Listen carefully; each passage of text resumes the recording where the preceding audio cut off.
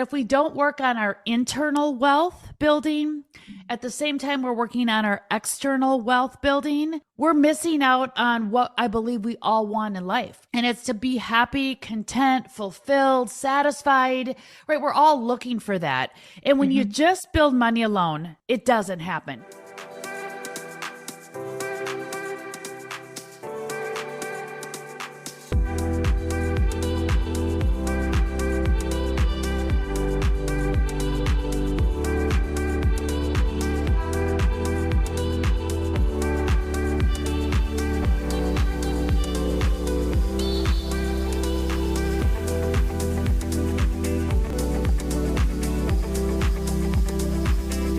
Welcome to the Good Enough Mompreneur Podcast. I'm your host, Angela Mishuli. Thank you so much for joining me on this episode. I am so excited to bring you this conversation with Dawn Dahlby. She is a wealth advisor, sought-after speaker, podcast host, and best-selling author. She's going to share insights from her book, Live Wealthy, Own Your Worth, Grow Your Wealth, and she's going to explain why it's so crucial that we do that in today's world. We're going to dive deep into the realm of entrepreneurship and generational change. We're going to discover what we're getting wrong about money and how our past patterns may be silently sabotaging our wealth building efforts.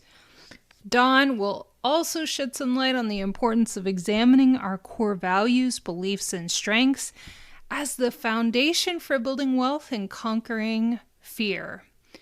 So for all women and moms out there, she's going to unveil the strategies to help you confidently own your worth in the financial world, in growing your business, in raising your children. We're going to explore the fascinating intersection of emotions and money and delve into how understanding your life's purpose can revolutionize your financial journey. So are you looking to create a life, not just a career or business? Dawn has valuable advice on that as well. Plus, she's going to share tips on changing your money mindset, setting impactful goals, and letting go of the emotional baggage that might be holding you back. Then we're also going to touch on the importance of leaving a lasting legacy. And spoiler alert, it's not just about money. So this episode is your roadmap to financial empowerment and personal growth. So join us as we unravel the secrets to living wealthy, WELLthy, with Dawn Dahlby. And let's welcome Dawn to the podcast. Hi, Dawn. Welcome to the podcast. I cannot wait to dive into your book and hear about all that you do and your expertise in money and helping us think differently about it and empower ourselves around money. And I think it's the one topic every time we talk about, my audience gets the most excited about. And I think it's the number one way to empower moms and women. So welcome to the podcast. Oh, thank you. I'm so excited to talk to you about it. Yes. So let's just dive on in. Let's talk about, set the stage for the important work that you do and your background. Yeah. So as a wealth advisor for 24 years, sitting one-on-one with clients, helping them build their financial plan and doing it I'm a certified financial planner, so a fiduciary trusted way. I've had all this experience one-on-one with clients, and, we would manage we still do. We manage their investable assets. We do their taxes. We have their financial plan so they can create some non-fear-based security around an uncertain topic. And what I realized through all of my interactions with clients and even my interactions with other advisors, that we were missing this important piece and this important topic about money. And it's really this relationship, this fear-based relationship, this how much is enough? It's never enough relationship we have with money. And I realized that, gosh, I've seen wealth built on so many different ways Mm-hmm. And what I realize is that if we don't work on our internal wealth building, at the same time we're working on our external wealth building, we're missing out on what I believe we all want in life. And it's to be happy, content, fulfilled, satisfied, right? We're all looking for that. And when you just build money alone, it doesn't happen. Now, money's important. We all want to chase money. But if we just do that alone without building our internal wealth, which I call worth, at the same time we're building our external wealth, we're missing out on what all of our goals are. And that's just to live a fulfilled life. Mm-hmm. There's so much in just what you said right there. Number where do we go? Where do we go from here, right? Yeah. Well, what lights me up so much is that it was the moment that I understood my worth, that my income grew like crazy. And so that is so important. And it's like, if you just think you're an ordinary person and not have a connection with what you're uniquely qualified to do, you're not shining. You're not understanding your importance and what you. So I can't wait to talk about that more. But in how we do one thing, we do all things. So yes, I love how once we start changing how we think about money, there's a ripple effect. Yes, that's beautifully put. And it's so true, because money is like our oxygen, right? And so how we think about money is how we think about our life. I mean, we think it's a different topic, but it's not. It's the same topic. It's life, oxygen, survival, and money, right? And like you said, how we like evaluate our relationship with money, because most of us have this negative connotation with money. It has this ripple effect in your life. And I love how you just said, like, once you healed that relationship, you healed everything else, which is a beautiful thing. Yeah. And not to put too much pressure on ourselves, but as moms, we're setting the stage for how our children feel about money. So that's why I think it is so important to heal our relationship with money ourselves, so we don't pass that on. Because you and I both had, stories with our moms that handed down, negative things about money, and we had to heal that. So Yes. I can you talk about, what inspired your book, Live Wealthy, Own Your Worth, Grow Your Wealth, and how that inspired your book? Yeah, I mean, it's what I said. It's like we're not building our internal wealth, our internal worth. It's really that mindset around life, and realizing, I was always like, why are certain people successful financially, and what seems they're successful in their life and other people aren't? Why do we have this huge disparity, this wide range of wealth distribution in our country and in the world? Like I always wanted to understand the why. And what I realized, it all comes down to how we think and our beliefs and our expectations in life. And so if we can change our thinking, we can change our beliefs, we can change our expectations of what is possible in our life, we change the trajectory. Now, here's what's interesting, Angela, is that, because you and I grew up and had to heal our relationship with money, had to heal our relationship probably with our parents. Our parents meant well. I love my parents. They love me more than anything, but they only had so many tools in their tool belt to raise us.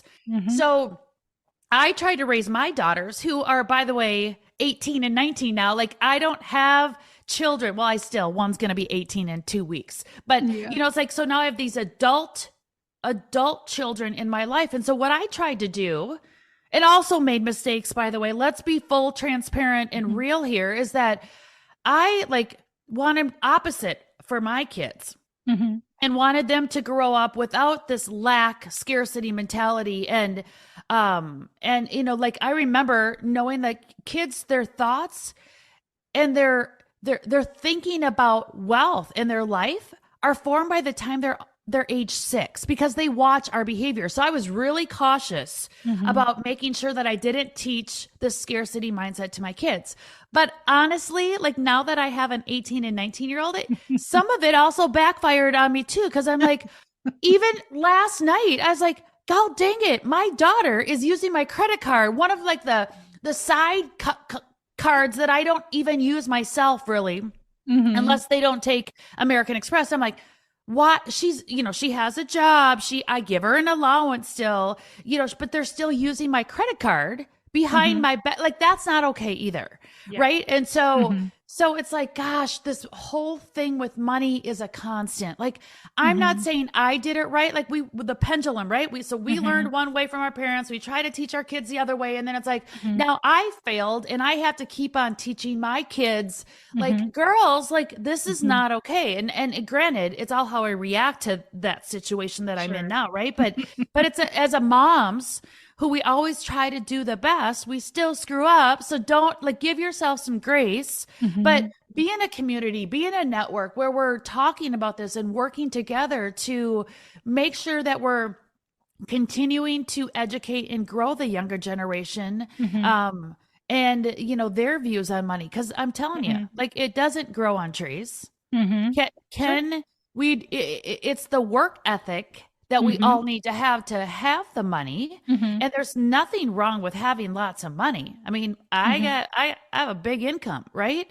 Which is why I didn't understand my daughter's charging on my Visa that I never use. But we owe it to the younger generation, and us moms need to be together and work together and solve these problems with our kids and teach them integrity and teach them worth and wealth at the same time. Yes, most definitely. And I don't think either one of us would sell that this is a one and done kind of inner work. We're all trying to constantly work on it. And once you think you've gotten one limiting belief kind of taken care of, another one pops up once you reach a new level. So just the fact that you have that open communication is great.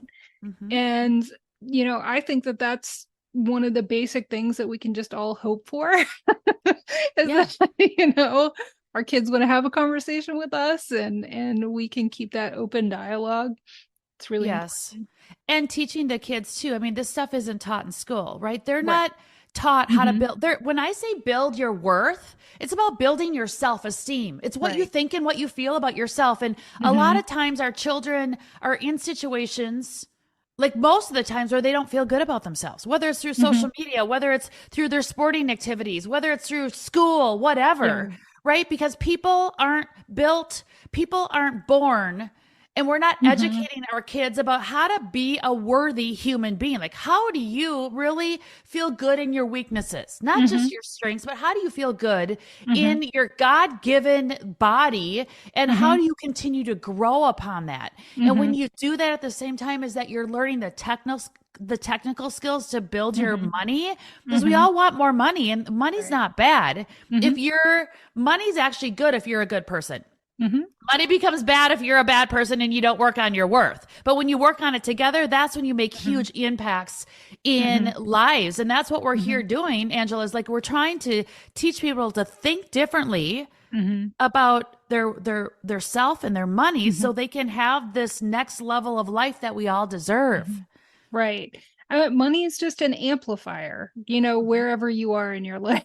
Yes. So you want to make sure you got it right. Yes. Right. And can keep on learning. Cause like you said, even myself, which I am a wellness expert, like I still need to grow. I still need to continue to learn and improve. And I feel like, that's why the word wealthy, WELLthy, is really about the growth. Like we never stop learning and growing. And the best way to do that is surround yourself with your audience, surround yourself with people that want to grow and want to learn and want to do better in this world. Because when we do that is when we really arrive at this place of wealthy. Yes. Yes. And, what's really important for me, and we didn't say it specifically, is just the opportunity to make generational change. Stop the cycle of just, not managing money well, or not knowing how to grow it, or not having self-worth. So I love how your book helps to do that. And one of the ways that you do that is you share stories. It's like a workbook, because there is no one size fits all solution. We all have our own individual issues that we have to deal with. And then you share stories from clients as well, which I think is really powerful, because we all need to feel like we're not alone in whatever it is that we're going through. Absolutely. And I've seen it all. Like, so many people, we have this shame, this guilt, this, like, we want to put money underneath the table and not be aware of what's going on in our life. And it's not, it shouldn't be like that. If you have debt, if you're just starting out as a mompreneur, a solopreneur, like, it's hard. Like, it's okay. It's just about being aware of your skills and strengths, and being aware of where you're at financially, and being aware of how can we fix it together, and taking all that negative emotion from us. Because I don't know about you, Angela, but I'm actually 2 years old, which means life starts at 50. And I have the second half to really make an impact for myself, my kids, my clients, my people in this world. And I think we have to understand that with money and with the wisdom that I have had for 24 years with clients and sitting in, tens of thousands of meetings and watching human beings' behaviors and their fear-based and not enough, all that kind of stuff. We can arrive at this place if we plan. It all comes down to planning and being aware of where you're, and facing the awareness of where you're at, and then just setting up a financial plan. Because everything with money can be figured out. Everything can be solved. You can, if it's debt that's holding you back, if it's your limiting belief, if it's your comparison of how, my parents at 50 were ready to retire. Well, guess what? It's 2003. We're just getting started right now. It's a different mindset. We got to quit comparing ourselves to our parents and how they did stuff. And because we live in this world of today, we want it now. And we spend money and, it's just different. So quit comparing yourself to your parents. Don't feel bad of where you're at. Life starts at 50 and let's go. You still have, if you work on your health and wealth and your worth at the same time, my gosh, we have at least 40 decent years ahead and 30 really impactful years. It's still, it's not too late to still be able to have a plan and be able to live for today and plan for tomorrow at the same time. You don't need to give up one or the other. Right. Yes. And I'm sure people listening to this episode might be thinking, okay, share the investment strategy that I need to know, whatever. But it's much deeper than that. So can you help guide us? I know you dive deep in the book in this, but just some actionable takeaways about how examining our values and our beliefs and our strengths can help improve our relationship with money. Yeah. The biggest thing there is really your core values. Yeah. And your spending. When you're talking about your relationship with money, we're all talking about really, it's either your income's not enough, which it never is, and your spending is always too much, right? And because we want to spend more money. It's okay. We want to live. What's wrong with living?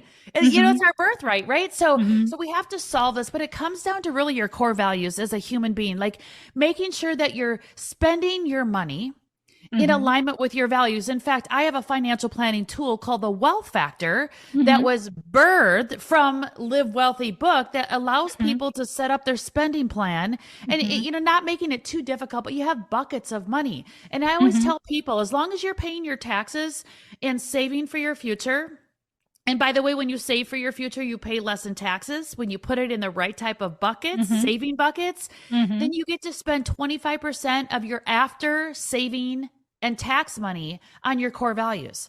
And that's allowing people some fluidity and flexibility to live for today.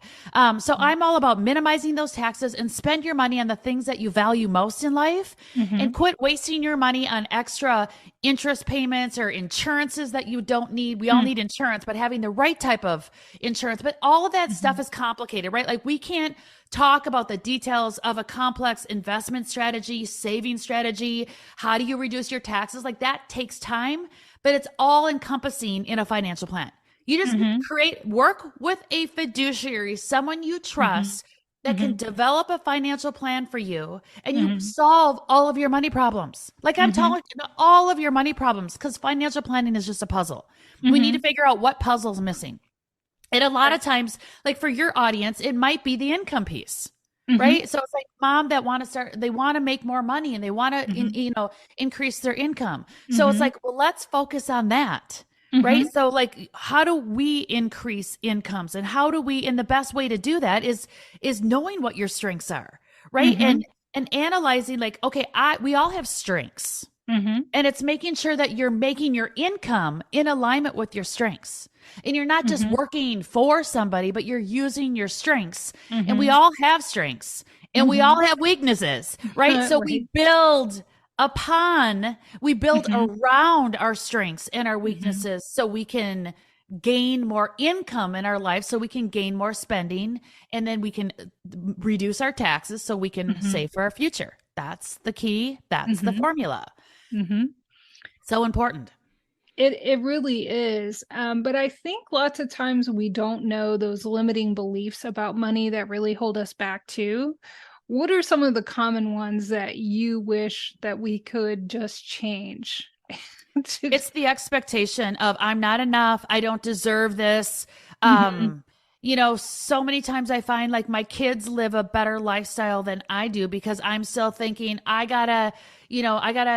can't waste anything, right? I gotta wash out even my eyelashes. Like I gotta clean my eyelashes so I don't have to buy, you know what I mean? But my kids are sitting there like not cleaning their eyelashes, and they're letting them like just go in the garbage and buying more. Like, it's a girl example, but it's a reality in my life. And I think, raising the expectations of what we deserve and having boundaries with our kids too, of what we give them.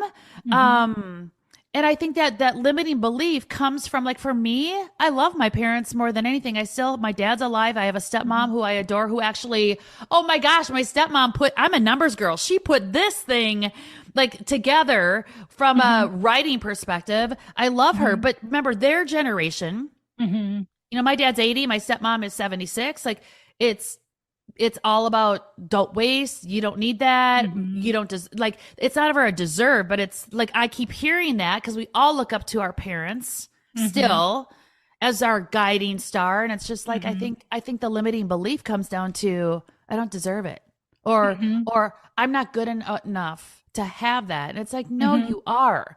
And when we start putting those boundaries in our life, then that's where we get what we ask for, right? And so those boundaries are so important. Yes. And I think, in my own entrepreneurial journey, I never thought it would be so difficult to receive the good things, and you can actually just block them. Like, I had an interior designer and it was so uncomfortable for me. I literally almost called her and canceled it and said, I don't need it. Yeah. Like, this is ridiculous. I don't need this. This is not what people do where I come from, Yes, all those things that we tell ourselves. And it made such a dramatic change in my life. It took a mental load off. It made me love the space I'm in, and it allowed me to do so much more. And we get so caught up in that moment of like resistance and yes, we do. That same thing happened to me. So I understand. It's like, and that's probably something from childhood. Oh, right? Absolutely. Right. And we all know that our spaces, they inspire us. So spend the money on the thing that's going to inspire you so you can go out there and make more money. Right. There's nothing wrong with wanting more money and more opportunity in life. Like, let's not be ashamed of that. But your whole experience, the same thing happened with me. I hired someone to like a personal shopper, and she came in my closet and started throwing away stuff. And I just started crying. I was like, what's going on?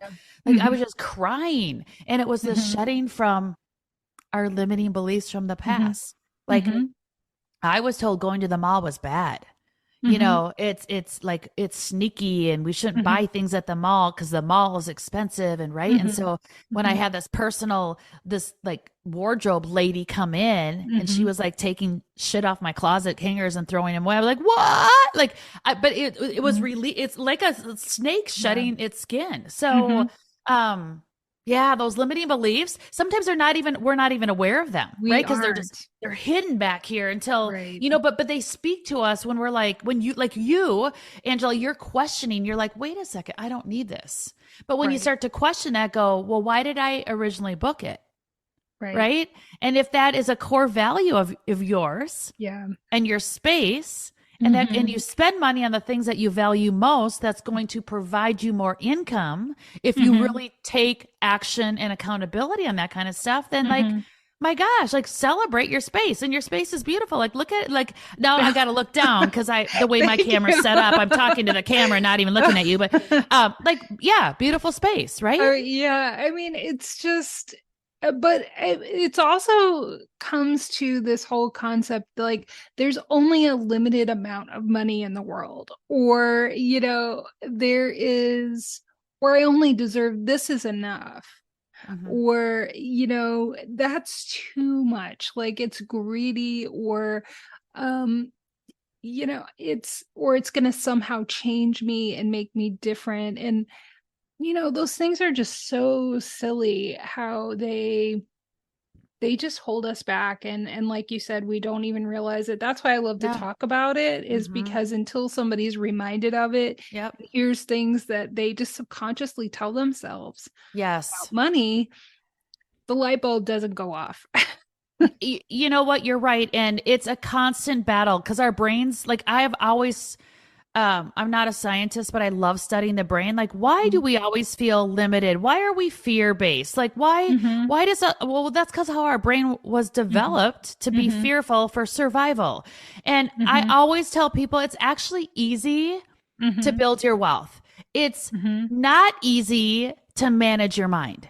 And it's a daily thing. Like for me, money, as long as you start with a financial plan and you put a little money away and that starts compounding, wealth in life gets easier and easier and easier to build. It's a snowball effect, right? It's like the less you do, the more you have. That's opposite with your mind.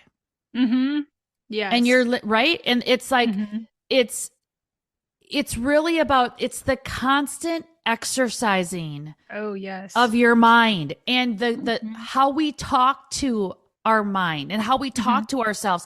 Like we should spend less time listening to ourselves and more time talking to ourselves. And that is that exercise that we need to exercising our brain so we can get out of this limiting belief rut that we are all in. But it doesn't go away. It has to be exercised daily. Oh, yes. I mean, in my life, it's all connected, but I don't know where I thought that voice in my head came from. But also part of this is just learning that you do have agency over that. Some people don't know that. I didn't know that. Oh, we have control. Here's what I always say. We do have agency. We do have control over our thinking, which is a beautiful gift from God. And be grateful when those negative thoughts come in. Be grateful that they're there because they're helping you survive, right? Or they were helping your 10th removed grandmother survive. So we're here today, right? So it's good that they're there, but we do have control over our thinking. Now, the interesting thing is, and I talk about this in the Earn It section in the book, is like, we can control our thinking. What we can't control necessarily are our emotions, but what we can do is we can manage them. Like I'm a product of my mother, right? My mother was an alcoholic. I'm not addicted to alcohol, but I do have emotional issues. Like I suffer with anxiety myself. So I don't ask for anxiety to come in when I get on an airplane. I don't ask for anxiety to come in when I'm in an elevator going, oh my God, what if I'm stuck? Like, right. That stuff I'm not asking for. And I can't necessarily control some of that emotion, but I can manage it appropriately. There's so many different tools that we can have in our tool belt to manage the emotions. And one of one of the best tools is it comes from your thinking, right? So shifting that thinking to be able to manage that emotion. And that is the key. That's a secret to life. Because when you can learn that, those two things, control your thoughts, manage the emotions, the money's the easy part. The money's the easy part. Yeah, we talk about emotional control a lot on the podcast because I think it's something, along with the money part, how we do one thing is how we do all things. And if you've like incorporated this belief that your emotions just happen to you and that's how it is, you can't have any control over that, then that's going to lead you to bad places and just feeling you out of control in all aspects of your life, I think, honestly. But how can we start to own our worth, especially as, what started this podcast is that, I have a travel business and everybody was asking me like, how did you do this? Like, how did you figure this out and start your business? And nobody felt confident to do it themselves. And every mom I talked to just felt so self-conscious and didn't own their worth. And that's like my goal to figure out like why and how to solve it as best we can. So how can we start owning our worth? Yes, because we all talk about it, right? We always say own it and, be comfortable in your own skin and be you. I mean, that's like all over the place right now, but there is a process. And my process, in fact, like you said, the book is a workbook, which I love. Like people are like, thank you. Like someone even said like, why didn't you make this a separate workbook? I'm like, because it's too expensive. But you write, like, I want you to write in the book. I want you to scribble. I want you to like write in the work, but there's 6 things you do to own your worth. It's and there's different thought leaders out there that teach the 6 different things, but it's when you bring them together, that's the secret sauce. And so it's your purpose, really knowing your purpose. We all have a purpose. Yes. It's what your vision is. Like that's your plan. Like, where are you going? Right. You're not just getting up, but knowing your vision. And what makes you get out of bed in the morning, right? Your purpose and vision are tied together. But it's really understanding that underlying purpose and then how you're taking that purpose and creating a vision for yourself. Then it's understanding what your goals are, your financial and life goals are. It's we talked about core values. We talked about earning your income from your strengths. And the other secret to owning your worth is what we all shy away from, but it's your weaknesses. Like, what are those weaknesses? We all have them. And when we don't talk about our weakness, it's what that's what our lack of self-esteem comes from, because we all have them. We're like, ooh, we got to hide behind this. For me, I'm fine to say I can't write. I suck at writing. I'm good at numbers. I needed help. I have a weakness. My biggest weakness is being patient. Right. And so being patient means I don't spend all this extra time reading because it's boring and it takes too much time, right? So it's understanding your weakness. And like how you said too, Angela, like how we do one thing is how we do everything. Well, my weakness being impatient is also a strength of mine. One of my strengths is activation, like getting stuff done. But I got to be aware of that weakness, of how it's holding me back. And it's actually having me make some like bad decisions for me growing my business too. Like it's that awareness. Owning your worth is awareness of those 6 things. Right. And I think, go ahead. No, please go ahead. Well, I was just going to say that, oftentimes we spend so much time just not with that self-acceptance and trying to pretend or think we can fix what our weaknesses are. I think we have them for a reason. Figure it out, hire someone, find be resourceful on how to help you with that weakness. And but like you said, you can't, it's always going to be a weakness. Like you can work on it and you can be aware of it. But I really feel like people need to focus their energy on improving their strengths and improving their skills around their strengths. Then like, improving their weakness because it's most likely always going to be there. But what I tell people in business, especially women, like build your business and get help around that weakness. Right. Oh, So yes. hire opposite of yourself. What is that weakness? And hire around that weakness to make you a better entrepreneur and help you grow your income. 100%. And I just don't think we can reiterate that message enough, because I think we spend so much time stewing in our weaknesses. Like you said, I think it's important to know what they are, but they can have this way of keeping us stuck. Let's say if you could have allowed it to not allow you to get your book out in the world, right? Yes, you could have totally done that, but you found a way around it. You found a resource or, whatever. So I would just want to encourage anybody listening to this, and you know what your weakness is. I don't think that there's anybody who goes, I don't know what my weaknesses are. We know what they are. Or go ask your husband or your spouse, right? They'll tell you, or your kids. My God. Yes. Your kids will tell you, right? Yeah, they'll give you their opinion for free. Will. Yes. For free. Not for free, because you'll have to pay them for it. Yeah. Totally. Yes. So I love where that conversation went, because it's so important. So I know a lot of people who also get stuck with, they don't know what their purpose is. So do you have any advice for that? Because I think we overcomplicate it. And I think it is also connected to what our strengths are, because yeah, but I'll let you talk about that. Yes. So, there's a couple of things. First of all, I wouldn't be doing and scaling this business to millions of viewers and listeners and transforming their financial life if I wouldn't have read the book by Gary Keller called The One Thing. And The One Thing has you go through a process. Like, what is that one thing in your life that if you did every single day, that everything else would fall into place? And it really helps you work on your purpose. And I have done this, and there's also, in my book, I share with people, like, shut your eyes. And if you never had to make another dollar ever again, and money was not in existence on this planet, like, how would you spend your time? Your time is your purpose. Like, what would fire you up to still live your life?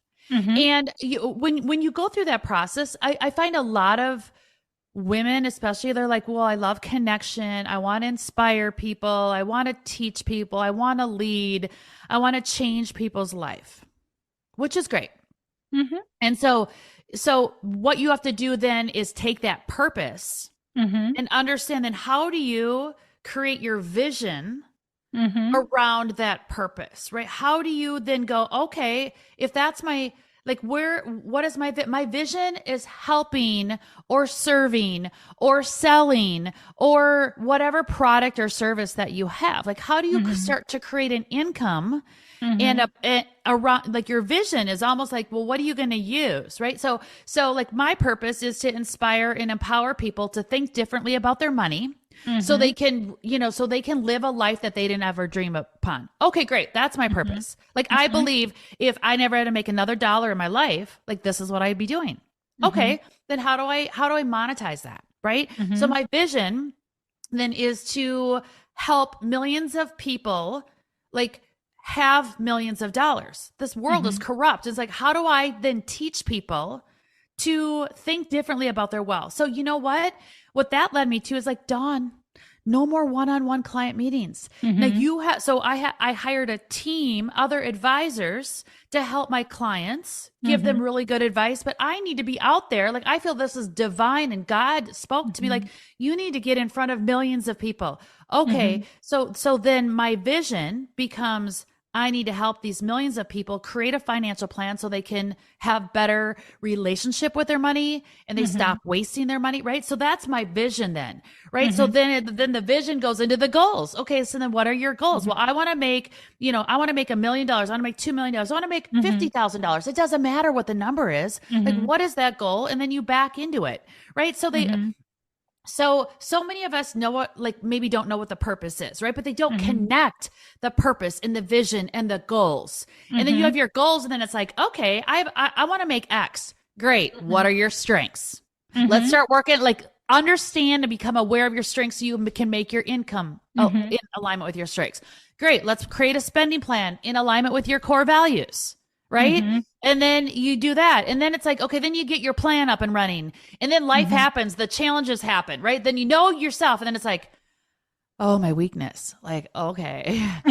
So my weakness is all how I react to the BS that's in front of me. Right. It's the challenges. And that's what gets in our way, is the stuff, that external noise. And how we react to that noise with our weaknesses that really get in our way. So it's when you're aware of all of that, that's when you solve your problems quicker and move on.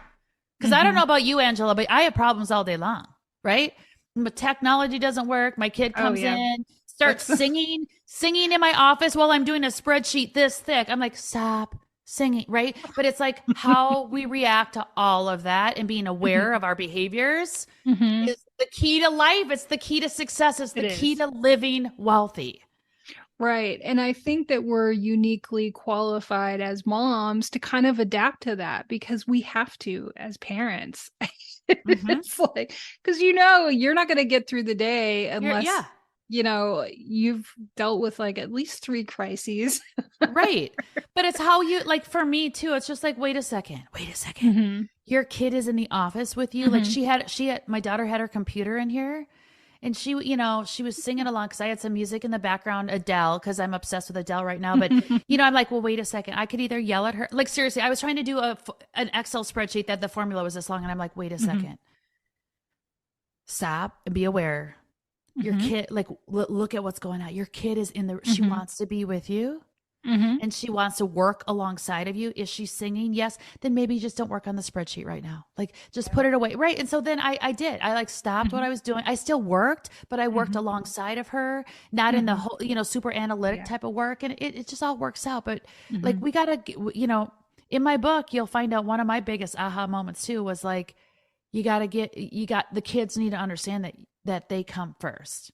Yeah. And having the conversation with them too. It's like, you do come first, but I am in the middle of X, Y, and Z, and I am going to be available to you. Right. It's all that communication with our kids, is so vitally important. And then being aware of like your weakness and your behavior. Like my weakness is impatience. Right. So how do you think I'm going to react to it? So it's so important. And at the end of the day, that life is about relationships. It's about connection. It's about helping people when they have limiting beliefs. It's about helping people when they don't feel good in their skin, when they're depressed, when they're unmotivated, when they just need some help. And we need to be that helping hand to work together. Because I need a helping hand sometimes too. It's easy to come on a podcast and give advice when I'm in a good mood, but check me 3 hours later. Like I'm going to need a helping hand too. Right. And that's what we all need in life. Right. And that moment in your book resonated with me too, because I'm not sure if there's any business owner who isn't dialed in on their purpose and their vision and are in that flow, can find themselves working too much and have to go back to, oh, the reason I started this or what's really important to me is my family. So I love that you shared that, because I think moms can feel guilty in that moment. And, and we all have to realign sometimes. But what I think is even more important in all that you just said is surrounding the idea of curating your life and how that's connected to what you're earning. And so that is just so important. Yes, it is. But one of the things too that I love to talk about is the idea that we're creating a legacy. Like, we get so stuck in this creation mode and the building mode.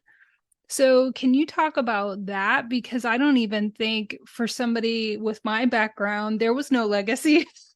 Mm-hmm. That was for Dynasty and Falcon Crest. And Yes. So when you say legacy, like you're saying financial legacy? it's more than that, though.